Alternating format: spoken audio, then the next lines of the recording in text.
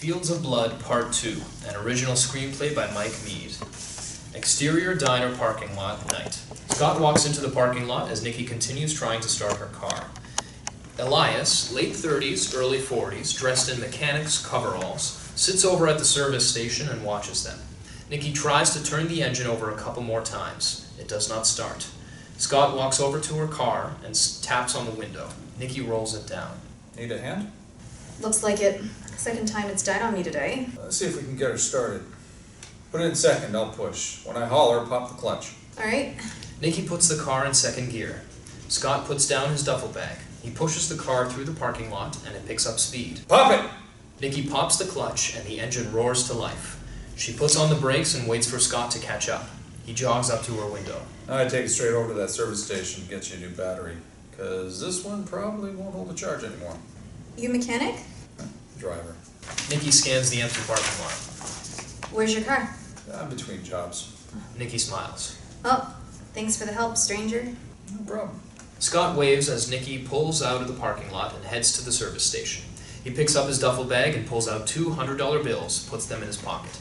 Scott walks toward the motel office. He watches as Elias opens one of the bay doors. Nicki backs her car into the garage area. Scott enters the motel office. Interior motel office, night. Mabel, 50s, a large woman, sits behind the counter and watches TV. She faces away from Scott. Green shag carpet covers the floor and dark wood paneling on the walls. Scott walks up to the counter. Mabel ignores him. He rings the bell. What do you want? A room for 2 nights, if you got one. Mabel turns to face Scott. Oh, thought you were Elias, come to talk my ear off again. They say 2 nights? That's right. Don't get too many guests wanting to stay more than a night. Seems like a quiet place to get away for a while. It's quiet, all right. We like to keep it that way around here, too. So no loud music or TV past 10 o'clock. Them's the rules. That won't be a problem, ma'am. How much do I owe you? $120. Scott pulls out the two $100 bills and hands them to Mabel. She gets a key off the wall and gives it to Scott with his change. Thanks. Checkout time's 11 a.m. sharp. Scott walks to the door. Mabel sits back down to her TV.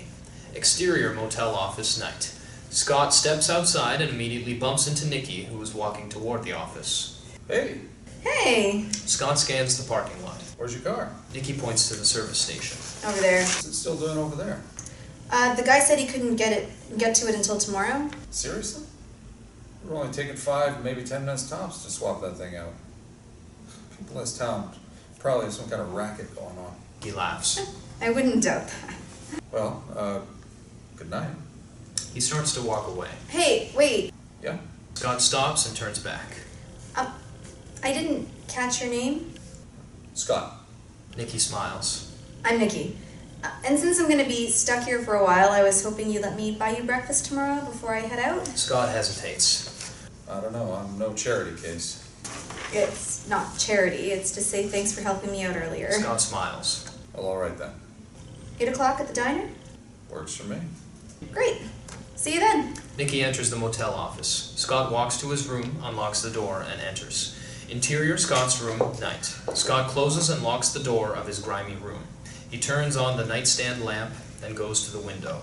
He looks to the motel office where Nicki can be seen talking to Mabel, then looks to the now closed service station. He closes the curtains. Scott pulls his pistol out of the duffel bag and sets it on the nightstand. He throws the bag into the corner. He walks to the bed, lies down on top of the covers, and turns off the lamp.